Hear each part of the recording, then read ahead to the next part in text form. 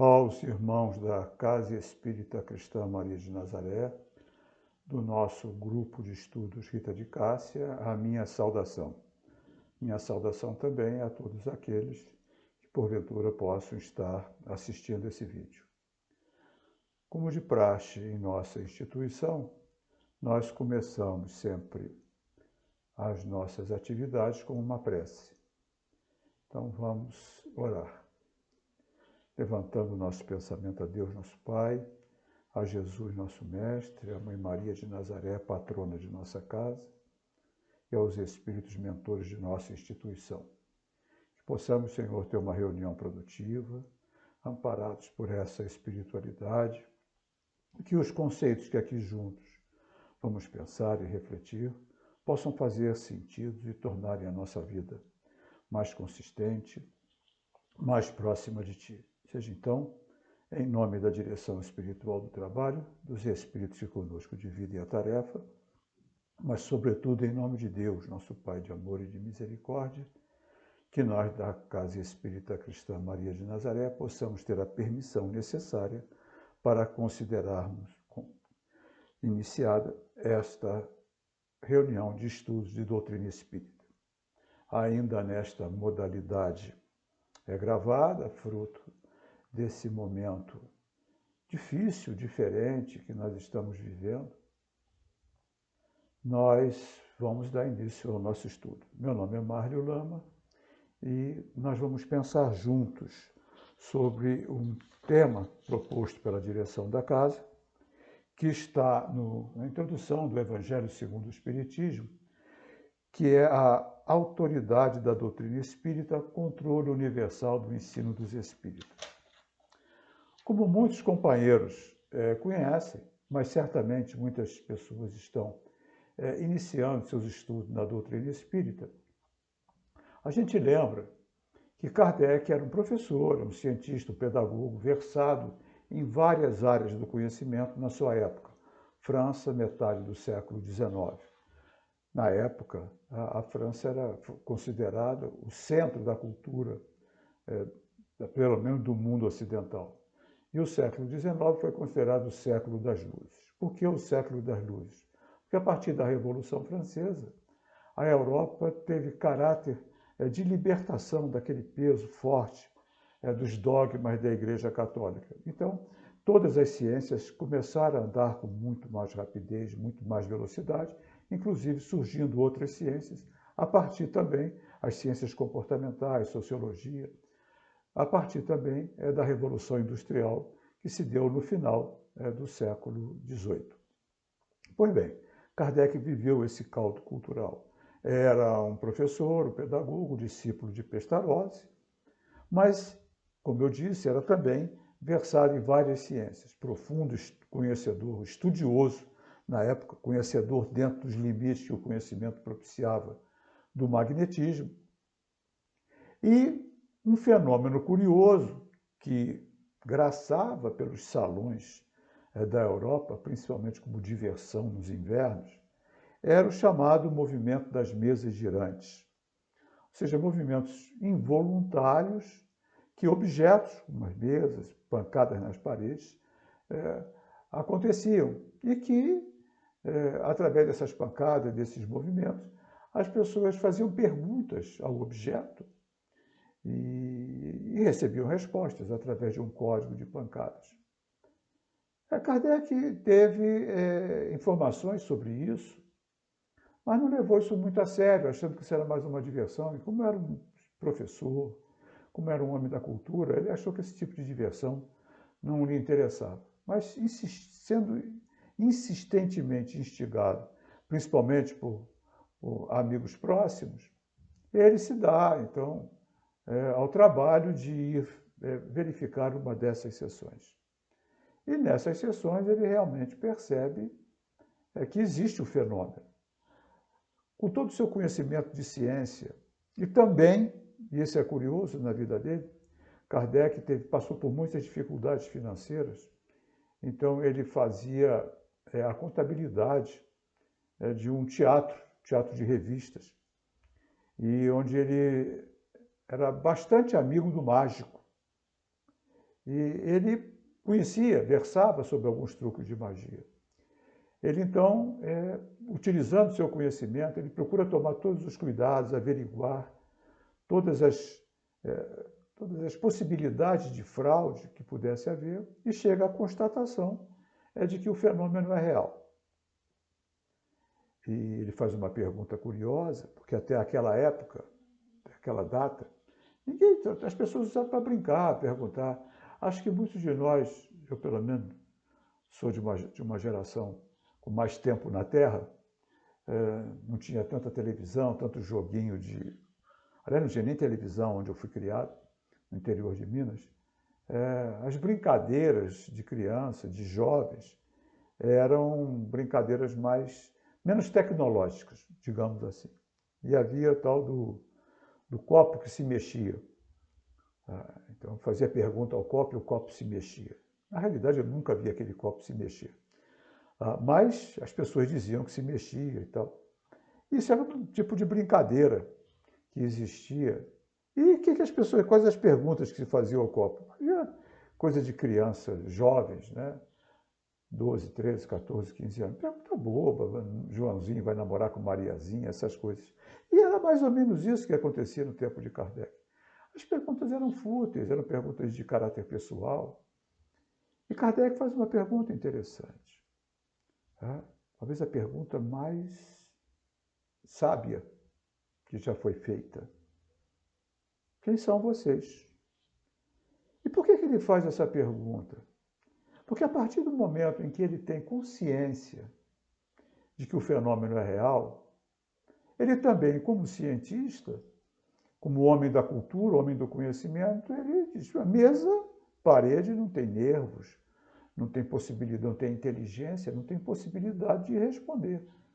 Logo, existe uma inteligência oculta, uma força oculta, que através desses objetos se manifesta. Logo, ele faz com a pergunta: quem são vocês? E aí a resposta é: nós somos as almas dos homens que viveram na Terra e que aqui hoje estamos buscando nos comunicar com vocês.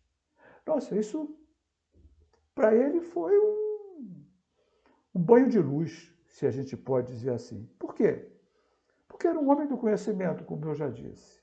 Era um cientista, mas ele era um humanista, educador, discípulo de Pestalozzi, um homem com uma visão de conjunto, uma visão de humanidade muito grande e com questões existenciais severas.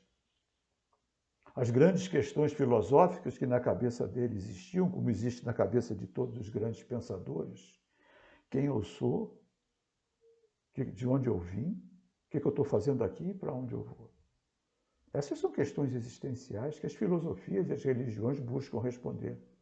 E que as filosofias e as religiões do tempo de Kardec não lhe satisfaziam, as respostas não lhe satisfaziam, de forma alguma. Ele tinha sido criado no catolicismo, porque nasceu em França, conhecia do protestantismo, porque estudou com Pestalozzi na Suíça, e conhecia também várias correntes do pensamento filosófico daquela época, dos materialistas, de todos os tipos de pensamentos. E nenhuma delas lhe trazia uma resposta consistente.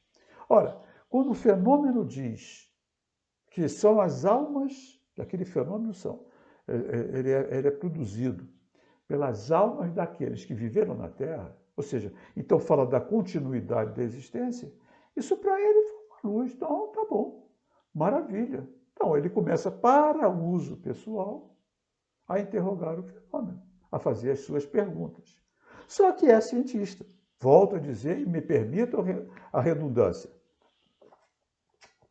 Hoje se fala tanto ciência, ciência, ciência, mas um dos caracteres do cientista é perguntar e duvidar.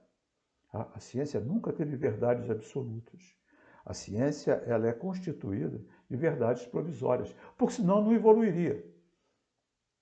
Então não é pelo fato dele ser um cientista que ele aceitaria qualquer informação do fenômeno. Ele vai investigar. E o que ele descobre? Curiosamente, ele descobre que o mundo espiritual é composto de pessoas iguaizinhas às que existem na Terra, de todos os tipos de qualidade moral.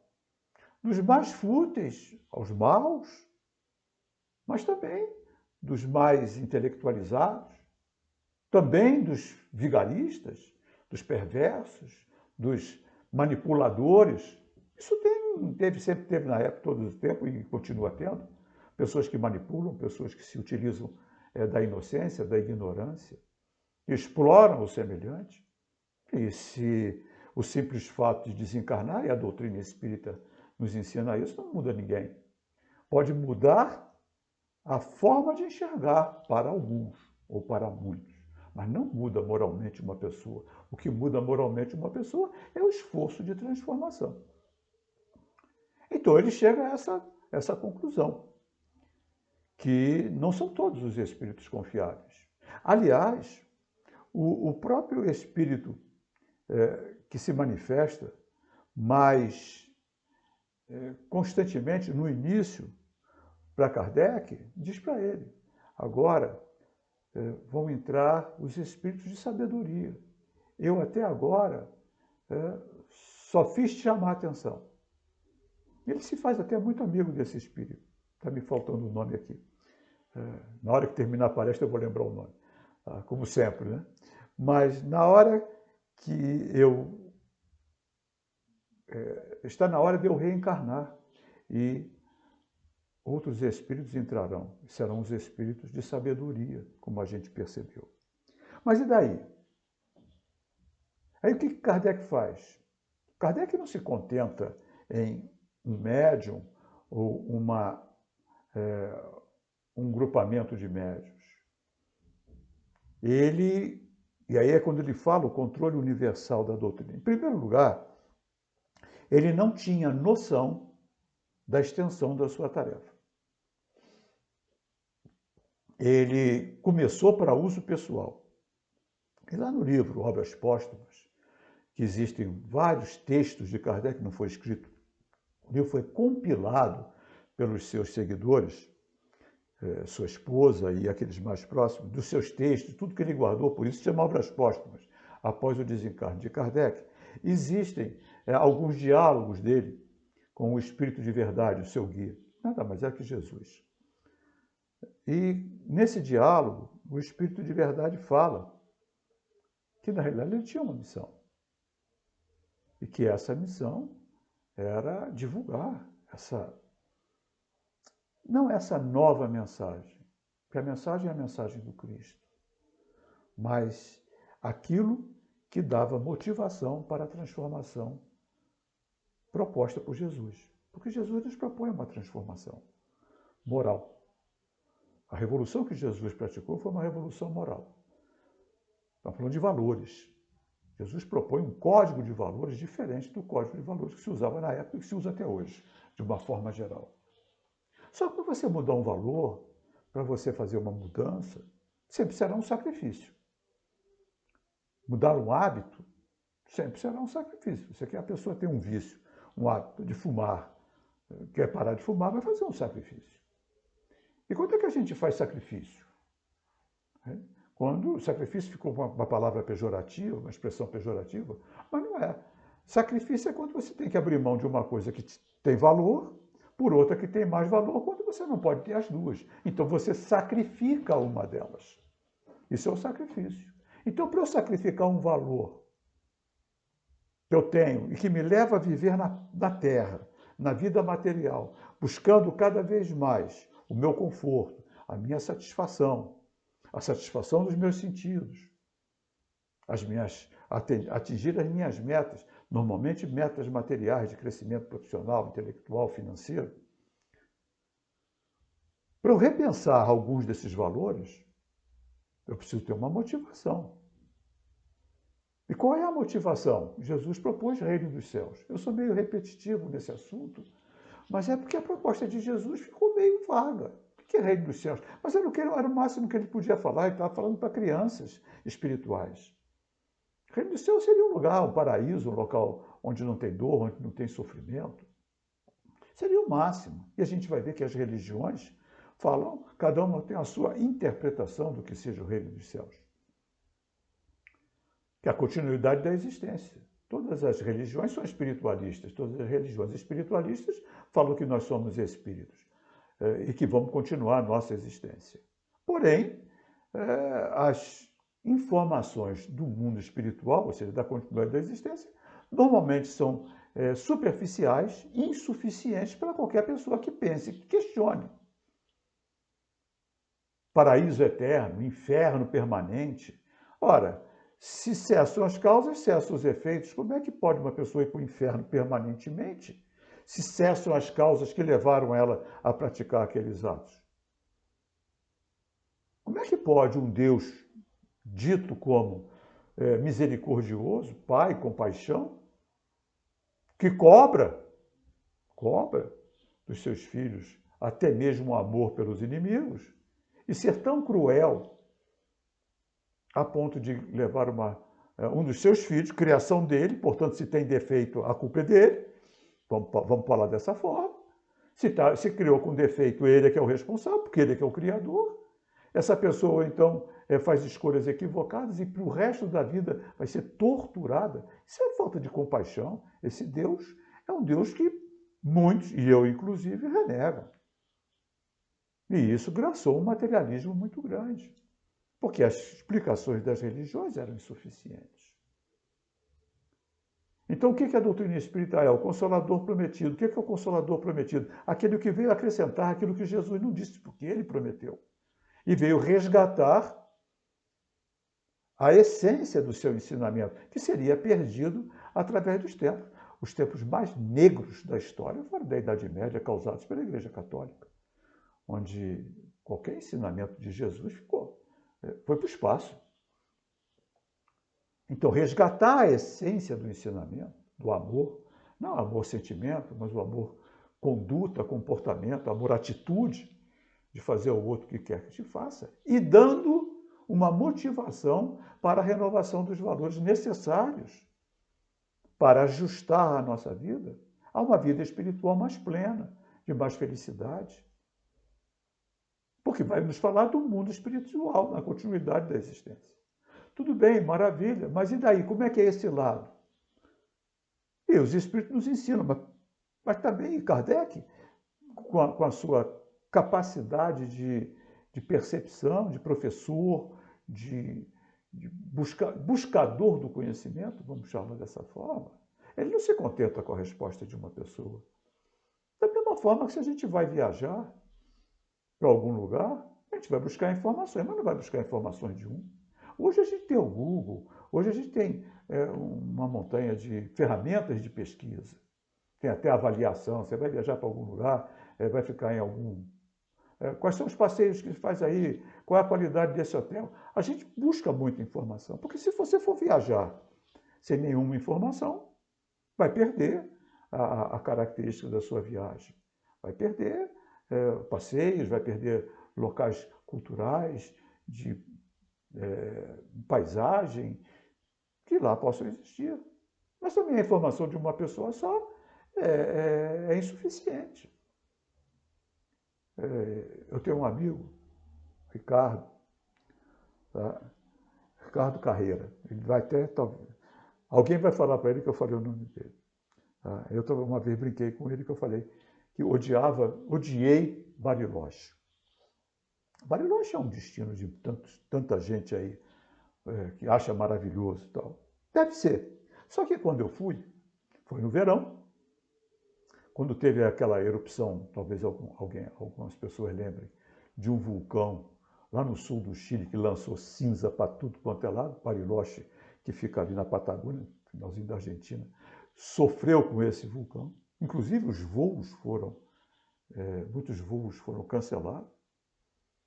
Era poeira, fuligem de vulcão para tudo quanto é lado. Um calor insuportável, fruto daquele ar carregado, além de um bendito besouro que se reproduz nessa época do ano e que perturbava a paciência de todo mundo. Em resumo, eu odiei Bariloche. O hotel não tinha refrigerado, só tinha calefação. Estava calor, a janela não abria porque era virado para o lago, então tinha muito vento. Enfim, caótico. Caótica a minha viagem. Aí eu voltei quando eu falei com o Ricardo. Aí ele brincou. A Bariloche é fantástico. Sim, Mas não me pergunta para mim, porque eu ainda não fui na época fantástica. Então, as minhas informações de Bariloche, se você me perguntar, eu acabei de te dizer. Mas Bariloche não é isso. Bariloche é uma visão minha de um momento em que eu estive lá e que não foi dos mais felizes. Da mesma forma, quando você faz um questionamento a alguém, esse alguém vai dar uma visão própria, pessoal. O mapa que essa pessoa faz daquela região, daquela situação. Portanto, para que o mapa seja completo, eu preciso de mais informações, de outras pessoas, de outras visões. E aí Bariloche pode se tornar uma cidade maravilhosa, que eu acredito que sim, que seja. A minha experiência não foi boa. Então, essa visão universal foi o que o Kardec foi buscar. Mas não através de um médium só, porque, como ele percebeu, um médium pode ser enganado. Do outro lado da vida, existem espíritos perversos, existem espíritos enganadores, existem espíritos que se fazem de sábios, existem espíritos brincalhões, bobocas. A gente não tem tanta gente boboca, brincalhona por aí, mas brincadeiras bobas. Tem espírito desse tipo do lado de lá. Aliás, quando a gente estuda a doutrina espírita, um ponto essencial de estudo da doutrina espírita, para que a gente possa ter visão crítica, é conhecer a escala espírita. Que Kardec diz, de alguma forma, isso é a chave para a compreensão da doutrina espírita, porque ele vai lá dividir didaticamente os espíritos pelas suas qualidades morais. E um dos mais perigosos não são os enganadores, são. Volta e meia a gente não tem aí no celular, no computador, alguém dizendo que a gente ganhou um prêmio ou que tem que aprovar alguma coisa para poder instalar um vírus no nosso celular, no nosso computador. Não tem gente desse tipo, dessa qualidade moral? Também tem do lado de lá. Pessoas querendo instalar vírus na nosso modelo comportamental. Mas tem uns que são mais perigosos. Porque esses de vírus a gente consegue se livrar. Mas tem uns chamados pseudo-sábios. Aliás, estamos vivendo uma época deles. Porque o que tem de gente sabendo de coisa que não é nem da sua competência profissional, intelectual, nem da sua formação, não está no gibi. Eu não vou entrar nesse mérito para não arrumar encrenca. Tá? Mas o que tem de sábios e de doutores em conhecimentos, que não tem formação técnica nenhuma para isso, está cheio. Tá? E aí vem as fake news. Mas os pseudo-sábios, os que se posam de sábios, que sabem, mas não sabem tanto quanto pensam que sabem. Então são cheios de pompa.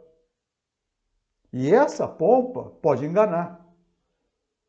Kardec tem uma análise muito curiosa no Livro dos Médiuns, quando ele fala da identificação dos espíritos. E ele fala que uma das identificações mais características de um espírito vazio é a prolixidade. Porque se a gente for ver os espíritos de sabedoria, e a gente hoje tem muito mais acesso ao que Kardec teve, porque nós temos toda a obra de Chico Xavier, então nós temos toda a obra de Divaldo Franco, nós temos Joana de Andes, Emmanuel, André Luiz, Irmão José, eu sou fã de carteirinha de Irmão José, são espíritos com poder de síntese muito grande. Eles não são prolixos. Algum pode ser um pouco mais, mas é que às vezes o assunto exige. Mas eles conseguem condensar uma quantidade de ensinamentos imensos, às vezes em 1, 2, 3 páginas. Irmão José consegue em livros pequenos, eu não vou chamar de livrinho porque seria pejorativo, são livros pequenos, mas com conteúdos fantásticos. Ele traz um material numa mensagem, sei lá, de 4 parágrafos. Incrível, pela capacidade de síntese, de condensação que esses espíritos têm. Então, a prolixidade, não necessariamente, mas ela é sinal de falta de conteúdo. Aí a gente vai ver aquela pompa, né? Aquelas vestes pomposas, aquela linguagem empolada, que a gente vê isso à beça na televisão, você não tem a menor ideia do que a pessoa está falando, mas parece que ela sabe muito. no fim para dizer sim ou não. Fala 2 horas. E nós temos esse tipo de espíritos. Então o que Kardec faz? Para ter certeza do conteúdo. A partir do momento em que o Espírito da Verdade diz que ele tem uma missão e que essa missão é a divulgação, ele então assume uma responsabilidade muito maior no cuidado que ele tem com levar a mensagem. Então o que ele faz? Ele espalha as mesmas perguntas por vários médiuns de vários centros diferentes, de locais diferentes. Porque o que ele diz? O médium pode ser obsidiado. Então, você pode ali ter 4, 5, 6 espíritos, ou seja, o mesmo espírito se fazendo passar por 4, 5 ou 6, trazendo mensagens. Um centro pode ser obsidiado, mas vários centros já muda de figura. Em vários locais já muda de figura. E as mensagens que tinham sintonia com a pergunta, não necessariamente respostas absolutamente iguais, nem com a mesma semântica, a mesma ortografia, não era essa. Mas aquilo que a pergunta era isso é assim, e vinha a resposta. E quando elas coincidiram, falaram, isso eu posso colocar dentro da codificação. Porque essas perguntas vieram de vários lugares. E aqui mesmo nessa parte, ele diz: uma só garantia séria existe para o ensino dos espíritos: a concordância que haja entre as revelações que eles façam espontaneamente, servindo-se de grande número de médiuns estranhos uns aos outros e em vários lugares. Então, os médiuns não se conheciam, eram de vários lugares, mas as perguntas eram as mesmas. E essa concordância é que dá a segurança. Esse é o controle universal. Porque é a concordância do que chegou. E olha que ele chegou a dizer, que chegou a se corresponder, e está aqui também, nessa parte, com cerca de 1000 centros diferentes. E de vários locais e vários países. Olha só a tarefa gigantesca desse homem. Porque era no bico de pena. Eu acho que nem caneta não tinha naquele tempo. Caneta bic não tinha naquele tempo. Era bico de pena, tinteiro, escrever. A gente hoje aqui, com essa tecnologia toda, eu estou falando com vocês, estou aqui numa cidade, usando aqui um equipamento simples, não tem nada de sofisticado, né? A iluminação está muito boa. Mas eu vou atingir as pessoas que quiserem. Alguns atingem milhões, outros atingem milhares, outros centenas. Mas aí é de cada um. Eu vou atingir muitas pessoas em vários lugares. Mas imagina por carta. 1000, quase 1000 centros. Imagina o trabalho gigante de compilar isso aí, sem nenhuma planilhazinha, sem nada, nada. Fora que ainda tinha aquela linguagem empolada. Aos tais dias do mês de sei que, ainda vinha aquelas saudações imensas que tinham nas cartas do passado, aquela escrita mais formal. E as respostas que ele tinha que dar. Imagina o trabalho gigantesco desse homem. Imagina o quanto nós somos devedores, nós do movimento espírita, quanto nós somos devedores desse homem. Ele dedicou a sua vida a isso. Um missionário fora da capacidade de percepção. Espírito realmente de luz. Então, o que ele faz? Ele diz, olha, isso coincide. Se isso coincide, eu publico. E aí ele publica. Então, essa verificação universal constitui uma garantia para a unidade futura do Espiritismo e anulará todas as teorias contraditórias. Somente a concordância lhes imprime gravidade. E aí vem lá um ou outro chato da vida. Mas tem erro de ortografia, tem isso aqui. O espírito não está preocupado com isso. Até porque o médium não é um elemento passivo na comunicação. O médium sempre deixa algum tipo, maior que seja, isso está lá no livro dos médiuns, por maior que seja a possibilidade mediúnica, Primeiro, a moralidade do médium é que faz a sintonia com os espíritos mais elevados. É a moralidade, não a sua capacidade de conexão com o mundo espiritual. Porque nós temos uma antena psíquica ali na glândula pineal. É a nossa antena, uma antena eletrônica, é com ela que nós fazemos as conexões. Lá no nosso cérebro, é a pineal. Então, ela é a conexão, e pelo nosso centro de força, que é o coronário.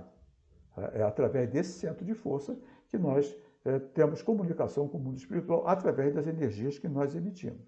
Nós somos um campo de força energético, um campo magnético. Nosso pensamento ele é uma força eletromagnética. Nosso cérebro funciona a partir de impulsos eletroquímicos. E onde existe eletricidade, existe campo magnético. E o campo magnético não se resume a ficar preso na nossa caixa craniana. Ele se expande muito e muito além da caixa craniana. E ele tem uma frequência vibratória. Uma energia tem uma frequência vibratória. Um comprimento de onda e uma frequência vibratória. E essa frequência vibratória é qualificada pela qualidade dos nossos pensamentos. Me desculpem a redundância. Então, pensamentos de baixo teor, de baixa moralidade, têm frequências vibratórias mais baixas. E nós nos conectamos com os campos magnéticos de mesma frequência e interagimos com eles. Influenciamos e somos influenciados. Sejam mentes encarnadas, sejam mentes desencarnadas. E os estudos do Dr. Sérgio Felipe, da neurociência do comportamento, são fantásticos sobre isso, se alguém quiser se aprofundar nisso. Então, nós interagimos e somos, influenciamos e somos influenciados, inclusive com o mundo espiritual. Então, vai muito das nossas intenções. Então, as nossas intenções mais elevadas, vamos nos conectar com espíritos de maior elevação, porque vibram as energias do amor, da busca do conhecimento, as energias da coragem, as energias do movimento para crescer, são energias mais elevadas do que as energias do pessimismo, da raiva, do ódio, do melindre. São energias pesadas, densas, e ali a gente fica conectado também com mentes da mesma faixa vibratória. Então, essa característica de Kardec, de buscar, não para uso pessoal, mas para divulgação desse conhecimento, naturalmente o conectou com com os espíritos das energias mais elevadas. Então, o que ele diz? No que diz respeito às questões mais elevadas, a concordância universal é fundamental. Ou seja, tem que vir de vários lugares para ser incorporado na doutrina. Porém, no que diz respeito às questões pessoais, porque elas existem, as mensagens são de uso individual, são de uso pessoal. Não necessariamente são baixo teor vibratório, não, mas são de uso pessoal.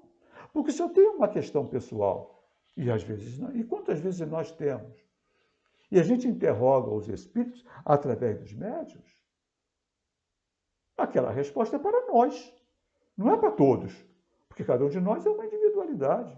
E os médiuns também são pessoas, a mediunidade é neutra, e eu estava falando sobre isso e acabei dando uma cortada. A mediunidade é neutra.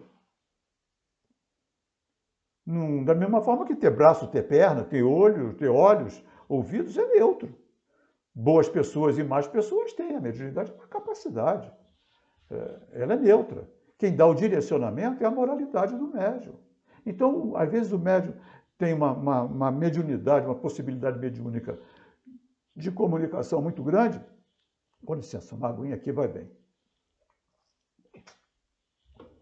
Uma capacidade de comunicação muito grande, mas ele tem baixa moralidade. E aí ele vai se conectar com o espírito de baixa moralidade. E aí você vai ver, madame não sei o quê, traz a pessoa amada em 3 dias, faz e desfaz qualquer trabalho. Certamente pode até ser médium, e pode até ser uma médium de muita possibilidade. Mas espírito que trabalha nisso não pode ser espírito de grande elevação. E, às vezes, a moralidade do médium é alta, mas a sua capacidade não é tão grande. Então, existe interferência, sim. Médium perfeito não existe. Está escrito lá no livro dos médiuns, na avaliação de carreira. Diga, no mínimo, bom médium. É aquele que sofre menos influências. Porque até os grandes médiuns que a gente conhece aqui, Chico Xavier e Divaldo Franco, sempre disseram que também sofreram influências de espíritos que não são exatamente muito elevados. Ainda que sintonizem pelas suas boas intenções com os espíritos de luz. Mas são seres humanos. E muitas vezes seres humanos, e nós, seres humanos, também temos baixas energias. Também ficamos tristes, também ficamos chateados, também temos raiva. Mas não somos uma máquina. E quando a gente baixa a energia, baixa também a conexão. Então, não é pelo fato de vir pelo médium tal, é a qualidade da mensagem, não é a assinatura, porque os espíritos falsificam a assinatura. Não tem tanto falsificador aqui? Falsificando a assinatura, falsificando, sei lá. Hoje, então, com a tecnologia nem se fala. Também espíritos falsificam. Escrever lá que é Maria, que é João, que é Jesus. Bem, isso não significa que seja. Que é doutor Bezerra. O que vai caracterizar se é o conteúdo da mensagem? Porque certamente espíritos de alta elevação não vão tratar de coisinhas miúdas. Se interessam por nós, claro, se interessam por nós. Podem dar até uma comunicação pessoal para uma necessidade nossa, sem dúvida nenhuma, são bons espíritos, são espíritos de luz. Se interessam por nós. Mas quando tem caráter abrangente, não pode ser pessoal. E a doutrina espírita tem caráter abrangente, é para todos. É um guia, é um GPS espiritual. Então mostra o caminho. Cabe a nós seguirmos esse caminho. Então esse cuidado que Kardec teve, a gente também tem que ter. Porque também é o nosso controle universal do que a gente vai ler. Eu costumo dizer àqueles que me dão a honra de me acompanhar nos cursos da casa e tudo, que a formação básica na doutrina é fundamental. Você não pode chegar na casa já querendo ler André Luiz ou querendo ler. Não vai fazer sentido. E você vai ter capacidade, não vai ser capaz de selecionar. Porque o mercado editorial é um mercado rico, dá muito dinheiro. Então você tem publicação, mesmo dentro do meio espírita, como não? Nós não somos santos. Uma coisa é a doutrina espírita, outra coisa são as pessoas do movimento espírita. A doutrina é perfeita, mas as pessoas não são. Então a gente tem que ter uma base crítica. A mesma base crítica que Kardec usou. O que Kardec usou? Controle universal. Qual pode ser a nossa base crítica? Eu vou ficar interrogando tudo quanto é espírito? Não. Qual é a base crítica que eu posso utilizar? As obras fundamentais, as obras básicas. E os autores clássicos. Enquanto eu não tiver isso, eu não tenho base crítica. Enquanto eu não tiver conhecimento das obras básicas e também dos autores clássicos, Dom Denis, Delane, Bozano, entre outros, eu não vou ter base crítica. E aí eu posso estar mais sujeito a uma mistificação, a uma publicação de uma água com açúcar qualquer que não diz nada, é apenas para fazer dinheiro. Isso é importante que a gente tenha. Isso é importante que a gente desenvolva. Eu, quando comecei na casa espírita, eu já contei essa história várias vezes, e vou contar de novo, porque eu também não arrumei mais nenhuma nova. Quando eu comecei na casa espírita, uma das minhas primeiras tarefas foi na livraria. Aí, às vezes as pessoas me perguntavam, eu queria um livro para uma pessoa que não conhece nada da doutrina. Aí eu falava, então leva o livro dos Espíritos. Pô, mas esse aqui é o quê? Esse é o primeiro. O que você adianta levar Nosso Lar para uma pessoa que não conhece nada? É obra de ficção. Então compra Júlio Verne, 20 Mil Léguas Submarinas, que é mais divertido até. Você quer começar na doutrina espírita? Começa pelo livro dos Espíritos. Não tem outra forma. Porque tem a obra básica. E depois você vai sequenciando. E depois você vai para os autores clássicos. Aí depois você vai para André Luiz. Porque aí você vai ter noção básica do que André Luiz está falando do mundo espiritual. Esse mesmo controle universal que Kardec usou, vários médios, a gente também pode e deve usar nas nossas buscas do conhecimento da doutrina espírita.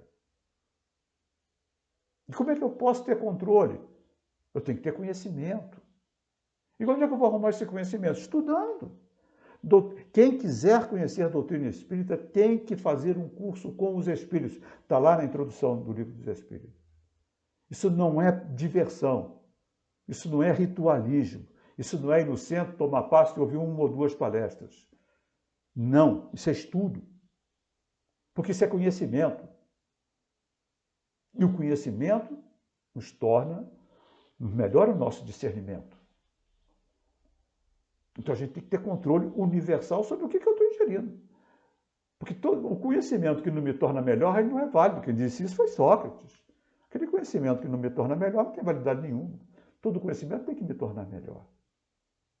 Ficar lendo xaropado, água com açúcar, vai ler Caras, sei lá, Capricho, não sei nem se existe essa revista. Né? Vai ficar jogando joguinho de celular. Não quer dizer que não deva fazer. Então sou eu para julgar quem quer que seja. Mas isso é perda de tempo. A vida é tão curta. Vai ficar perdendo tempo com rede social, com isso para lá e para cá. Enfim, cada um é responsável pelas suas escolhas. E eu estou falando para pessoas que, com certeza, escolheram a doutrina espírita. A confiança em Kardec pelo controle que ele teve, pelo saber selecionar mensagens. E a necessidade que nós temos de controlar aquilo que nós absorvemos de conhecimento para nos tornarmos seres humanos melhores, para sabermos enfrentar os desafios da existência, para sabermos discernir os pseudo-sábios. Nós estamos vivendo, volto a dizer, um mundo de pseudo-sábios. E é preciso ter discernimento. E a gente só tem discernimento se tiver conhecimento.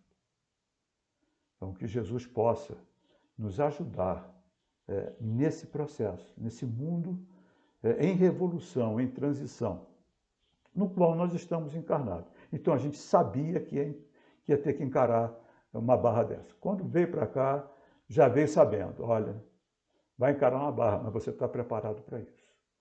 Nossos guias espirituais, que nos orientaram nas nossas escolhas de prova, só permitiram que a gente encarnasse na Terra nesse momento de transição, porque nós estávamos preparados para passar por isso.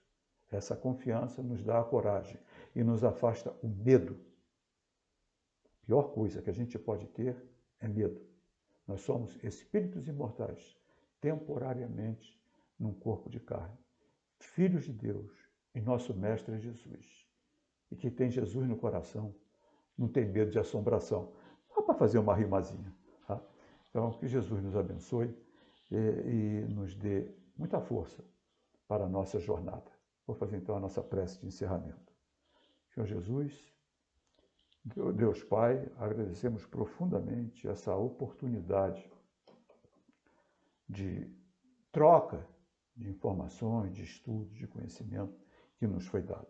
Permita-nos, Senhor, que nos despeçamos na Tua paz, rogando também, Senhor, que abençoe o nosso planeta, abençoe a todos aqueles que estão na dor, no sofrimento, no medo, que fortaleça os governantes do bem, para que possam neutralizar o mal que intenta dominar o nosso planeta.